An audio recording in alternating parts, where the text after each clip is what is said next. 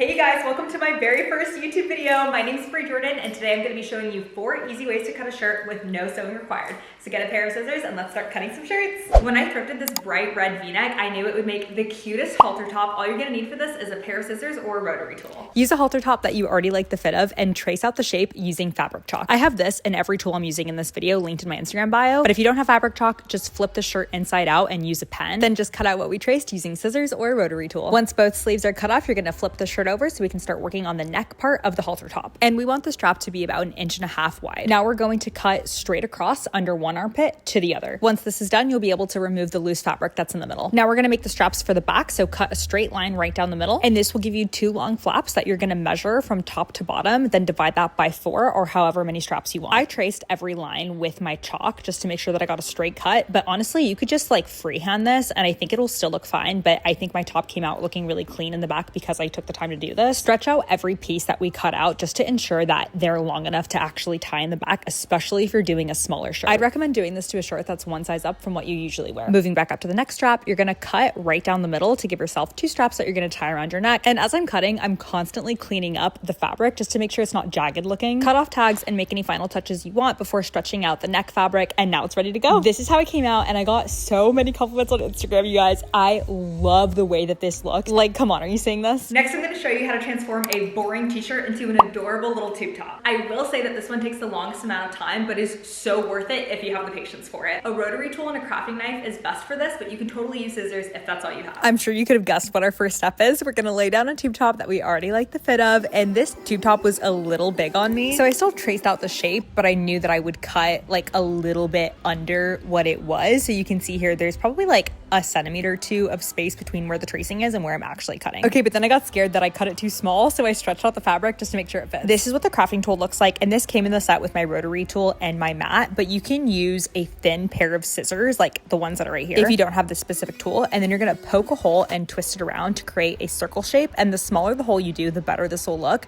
but the bigger the hole you do, the easier it'll be to get the strings through. And for the love of God, be careful, because I stabbed the crap out of myself. So by now you can see why this shirt takes so long, and honestly this wasn't even like the difficult part. To get our strings from the sides, we're just gonna cut 2 centimeters worth of fabric straight off the bottom of the shirt. Once you cut 2 pieces out, you're gonna cut both of them right down the middle, so you end up with 2 separate strings. Go chunk by chunk and stretch these out. That way you know that it's stretched out all the way through. Grab a pair of tweezers if you did the smaller holes and just start tying it together like a shoelace. Remember when I said you need to have patience for this one? Yeah, I did not, and had my fiance finish this for me, God bless his soul, and he did such a good job, and look at how it came out. It was literally perfect. Tie a knot at the end, but only if you know that it fits. When I tell you that I'm going to use and abuse this shirt, I mean it. I love it so much. Everyone say thank you, Josh. You guys, I was literally about to throw the shirt away, and then I saw this idea and I was like, I feel like that'd be so cute. To make this halter top, you're gonna need a cutting tool and 2 safety pins. Start by cutting a super wide neck from one top of the shoulder all the way to the other. Remove that excess piece of fabric, and now you're gonna cut off both sleeves following the natural seam. For some reason, I don't know if it was the material of the shirt, but it was coming out so messy, so I had to constantly be trimming and cleaning as I went. Moving on to the bottom, we're gonna cut diagonally from the middle all the way up to under the armpit. I mean, you should use a ruler or something for this, but I just freehanded it and it came out fine. Moving on to the back. We're gonna flip it over and cut a straight line under the armpit to the other side of the armpit. Also, Honey was being so freaking cute in this video, you guys. I literally wanted to cuddle him the whole time. Once you can safely do so and there are no paws in your way,